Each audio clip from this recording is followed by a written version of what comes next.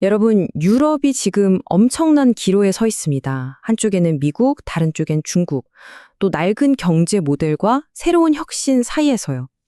이게 정말 중요한 게 유럽의 미래가 걸린 말 그대로 1조 유로짜리 질문이거든요. 오늘 그 답을 한번 같이 찾아보시죠. 자, 그래서 오늘 우리가 함께 떠나볼 여정은 이렇습니다. 먼저 유럽 경제가 왜 이렇게 힘이 빠졌는지 한번 들여다볼 거고요. 그 다음엔 미국과 중국이라는 이 거대한 힘 사이에서 얼마나 힘든 줄타기를 하고 있는지도 살펴볼 겁니다. 그리고 물론 기술 경쟁 얘기 빼놓을 수 없죠. 유럽의 새로운 전략은 뭔지, 또 의외의 희망은 어디서 찾을 수 있는지, 특히 동유럽의 반전 드라마까지, 그리고 마지막엔 이 모든 걸 아우르는 바로 그 1조 유로짜리 질문에 도달하게 될 겁니다. 자, 그럼 시작해 볼까요? 유럽 경제 하면 여러분은 어떤 이미지가 떠오르세요? 뭔가 안정적이긴 한데 좀 뭐랄까 활력이 부족한 느낌? 맞습니다. 바로 그 성장 정체 문제. 여기서부터 이야기를 풀어가 보겠습니다. 여기 유로스클레로시스라는 말이 나오는데요. 단어가 좀 어렵죠. 쉽게 말해 유럽 경화증이에요. 마치 우리 몸의 동맥경화처럼 경제의 혈액순환이 꽉 막힌 상태를 말하는 거죠. 돈도 혁신도 제대로 돌지 않고 뭐 새로운 거 도전하기보다는 그냥 에이, 이대로만 가자 하는 그런 분위기. 이게 지난 20년 동안 유럽의 발목을 꽉 잡고 있었던 아주 고질적인 문제라고 할 수 있습니다. 자, 이 표를 한번 보세요. 차이가 정말 극명하게 보이죠? 유럽이 조심조심 돌다리도 두드려보는 동안 아시아에서는 말 그대로 기업가 정신이 폭발하고 있습니다. 문화 자체가 달라요. 유럽이 안전제의를 외칠 때 아시아는 일단 저지르고 보자 하면서 그냥 막 달려나간 거죠. 그 결과가 바로 이 성장률 차이로 나타나는 겁니다. 근데 이게 단순히 경제 문제만은 아닙니다. 어쩌면 더 복잡할 수도 있어요. 지금 유럽은 지정학적으로 딱 중간에 끼어 있거든요. 한쪽에는 미국, 다른 한쪽에는 중국. 이 두 거인 사이에서 정말 아슬아슬하게 줄타기를 하고 있는 상황입니다. 자, 이 딜레마를 좀 더 깊게 들어가 보죠. 유럽한테 중국은 어떤 존재일까요? 이후의 공식 입장을 보면 정말 복잡해요. 파트너이면서 경쟁자이면서 동시에 체제적 라이벌이라는 거죠. 이게 무슨 말이냐면 기후변화 같은 문제에서는 손을 잡아야 하는 친구인데 시장에서는 이겨야 하는 경쟁 상대고 가치관 면에서는 절대 타협할 수 없는 라이벌이라는 거예요. 한 사람한테 이런 세 가지 감정을 동시에 느끼는 셈이니 유럽의 정책이 얼마나 복잡하고 또 흔들릴 수밖에 없겠어요? 와, 이 숫자 좀 보세요. 1810억 유로. 감이 잘 안 오시죠? 이게 2020년 단 한 해 동안 유럽이 중국이랑 무역하면서 본 적자예요. 이건 그냥 숫자가 아니라 유럽의 공장들이 문을 닫고 수많은 사람들이 일자리를 잃을 수도 있다는 아주 현실적인 위협입니다. 그만큼 유럽이 중국 경제에 너무 깊숙이 발을 담고 있다는 위험 신호인 거죠. 바로 이 지점이 유럽이 처한 딜레마의 핵심입니다. 전통적인 우방이자 안보 파트너인 미국을 생각하면 당연히 미국 편에 서야죠. 그런데 당장 먹고 사는 문제를 생각하면 중국 시장을 버릴 수가 없는 거예요. 유럽의 굵직한 기업들한테 중국은 정말 큰손 고객이거든요. 그러니 안보냐, 경제냐, 이 웻줄 위에서 이러지도 저러지도 못하고 있는 겁니다. 이런 국가 간의 갈등이 우리 삶과 얼마나 가까운지 보여주는 일화가 하나 있습니다. 어떤 유럽 기업이 중요한 법률 문서를 그냥 번역기에 돌렸다가 오역 때문에 무려 5만 달러, 우리 돈으로 거의 7천만 원에 가까운 돈을 날렸다고 해요. 돈만 날린 게 아니죠. 중국 파트너와의 신뢰는 완전히 깨졌고요. 이렇게 사소해 보이는 실수 하나가 비즈니스의 운명을 바꿔버릴 수 있는 그런 시대가 된 겁니다. 자, 이제부터가 진짜입니다. 21세기, 아니 미래 경제의 패권이 어디서 결정될까요? 맞습니다. 바로 기술이죠. 이 기술 경쟁에서 뒤처진다는 건요, 그냥 좀 창피한 수준이 아니에요.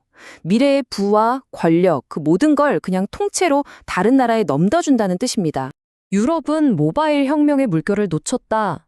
네, 이 한 문장이 유럽의 뼈아픈 현실을 보여줍니다. 스마트폰이 세상을 바꾸는 지난 10여 년 동안 유럽은 사실상 구경꾼 신세였어요. 이건 그냥 한 번의 실수가 아니라 지금 유럽이 느끼는 위기감의 근본적인 원인이 됐습니다. 그런데 유럽이 마주한 경쟁자는 정말 만만치가 않습니다. 바로 중국 제조 2025라는 거대한 계획이죠. 이건 그냥 우리도 잘해봅시다 하는 구호가 아니에요. 로봇, AI, 우주 항공. 과거 유럽이 세상을 이끌던 바로 그 분야들에서 이제는 중국이 세계 최고가 되겠다고 선포한 그야말로 국가적인 총력전입니다. 이건 기업 대 기업의 싸움이 아니라 국가 대 국가의 전면전인 셈이죠. 자, 지금까지 유럽이 처한 문제들을 좀 어두운 톤으로 이야기했는데요. 그럼 이대로 주저앉을 수만은 없겠죠? 이제부터는 유럽이 이 위기를 극복하기 위해 어떤 해법을 찾고 있는지 그들의 새로운 전략을 한번 살펴보겠습니다. 여기에 유럽의 구원투수로 등판한 인물이 있습니다. 바로 마리오 드라기 전 유럽 중앙은행 총재인데요. 그가 내놓은 처방전은 아주 명확해요. 핵심은 뭉치자입니다. 연구 자금도 인재 유치도 이제 각자 도생하지 말고 EU 전체가 한 팀으로 움직여야 한다는 거죠. 흩어져 있던 27개의 화살을 하나로 묶어서 강하게 만들자는 겁니다. 이 네 가지 제안이 바로 유럽의 미래 설계도라고 할 수 있습니다. 계획은 정말 그럴듯하죠. 그런데 현실은 역시나 냉정합니다. 이 야심찬 보고서가 나온 지 1년이 지났는데 완전히 실행된 건 겨우 11%에 불과해요. 심지어 4분의 1은 아예 시작도 못했다고 합니다. 여기서 유럽의 진짜 문제가 드러나죠.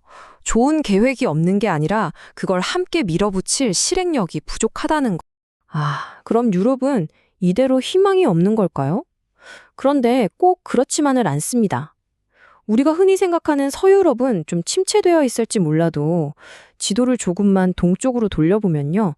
지금 아주 놀라운 반전 드라마가 펼쳐지고 있습니다. 바로 동유럽에서요. 그래서 다시 한번 질문을 던져보겠습니다. 유럽 혁신에 정말 희망의 불씨는 없는 걸까요? 네, 있습니다.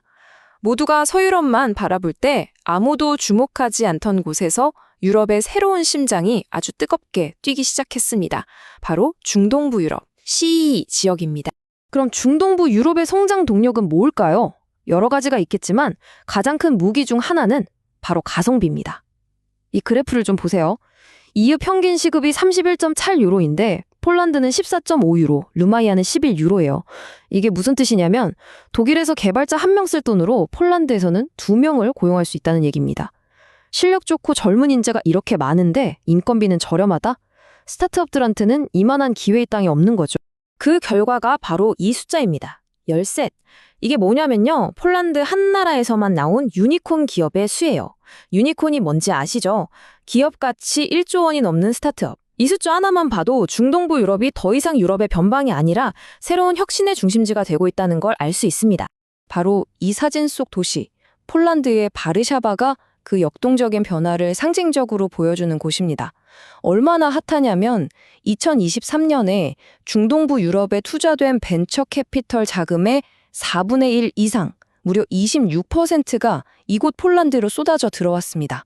어쩌면 우리가 생각하는 유럽의 미래는 파리나 베를린이 아니라 바로 이런 곳에서 만들어지고 있는지도 모릅니다. 자, 이제 거의 다 왔습니다. 유럽의 경제 침체, 미국과 중국 사이에서의 고민, 그리고 동유럽이라는 새로운 희망, 이 모든 퍼즐 조각들을 모아서 이제 마지막 질문, 이 모든 이야기의 핵심을 관통하는 바로 그 1조 유로짜리 질문을 던질 시간입니다. 마리오 드라기가 이런 말을 했습니다. 핵심 과제는 소국적 사고방식을 끝내는 거라고. 이게 정말 전곡을 찌르는 말이에요. 유럽의 진짜 문제는 미국이나 중국 같은 외부의 적이 아니라 바로 내부에 있다는 겁니다. 우리나라가 먼저라고 생각하는 그 이기적인 마음들, 이 분열을 극복하지 못하면 어떤 멋진 계획도 소용없다는 아주 뼈아픈 지적이죠. 이 비유는 정말 소름 돋지 않나요? 육식동물의 세계에서 초식동물 유럽이 되는 것은 위험하다. 지금 세계가 바로 이런 약육강식의 정글이라는 거죠. 사자나 호랑이 같은 강대국들이 으르렁거리는 세상에서 혼자 풀만 뜯고 있는 초식동물이 되어서는 살아남을 수 없다는 겁니다. 이제 유럽도 힘을 키워서 이 정글의 플레이어가 되어야 한다는 절박한 외침인 거죠. 그래서 결국 모든 것은 이 마지막 질문으로 귀결됩니다. 과연 유럽은 지금처럼 27개의 흩어진 조각들로 남을 것인가? 아니면 이 분열을 극복하고 하나의 거대한 힘으로 다시 태어날 것인가?